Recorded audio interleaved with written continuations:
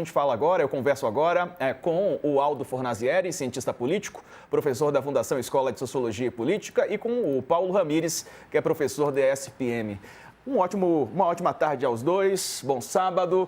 Professor Aldo, começo contigo. E essa guinada do Flávio agora internacional, né? Ele tentando fazer alianças internacionais, visando, é claro, a presidência da República, né? Então, tentando ampliar a imagem dele para além do Brasil. Boa tarde.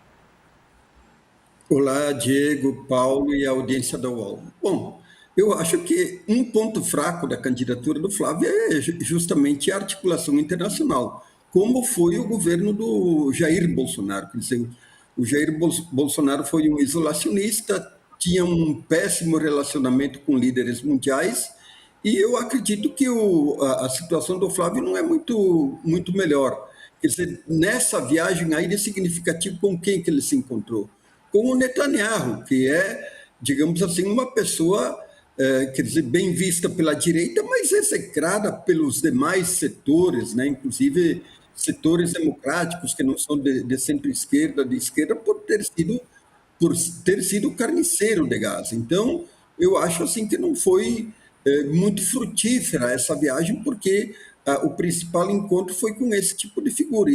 E penso que nenhuma pessoa de envergadura internacional vai receber o Flávio, por exemplo, um chefe de Estado, um chefe de governo fora desse espectro de direita, de extrema direita. Então, eu acho assim que eles perceberam que o Lula tem uma grande vantagem nesse quesito, né? Inclusive agora com essa química que rolou com o Trump, né? Quer dizer, o Lula é bem quisto no Oriente, nos países orientais, na China, na Europa toda, né, uma relação muito especial com o Macron, mas com outros líderes europeus.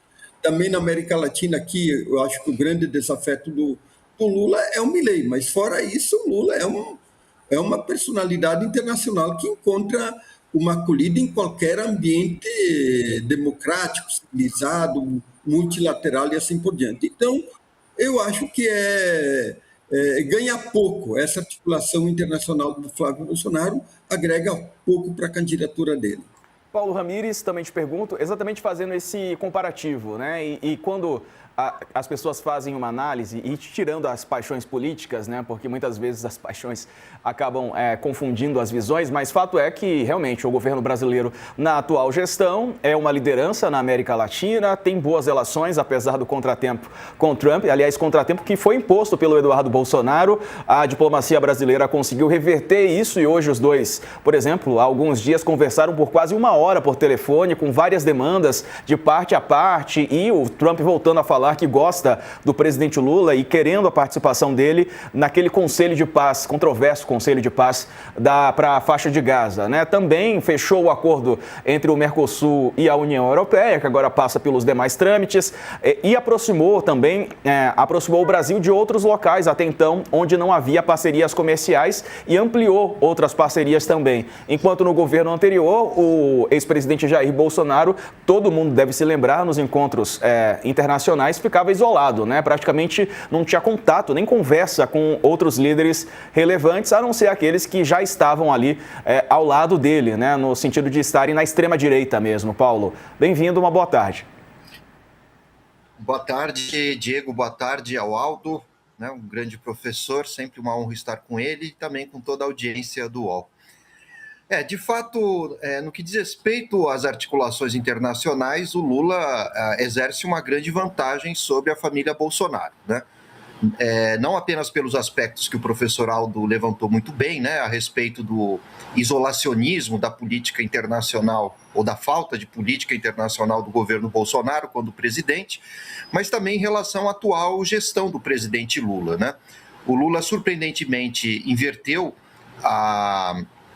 o tarifaço, né, e criou boas relações com Trump.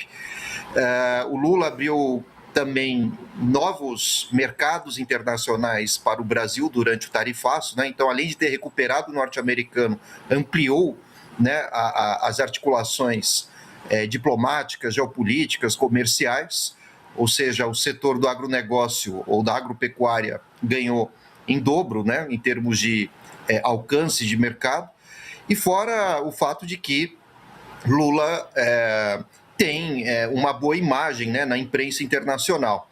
Então, já em relação ao Flávio Bolsonaro, pesa contra ele a articulação que fez o Flávio, né, e o Eduardo Bolsonaro, por serem filhos de Bolsonaro, fizeram articulações contra o Brasil com a questão do tarifaço.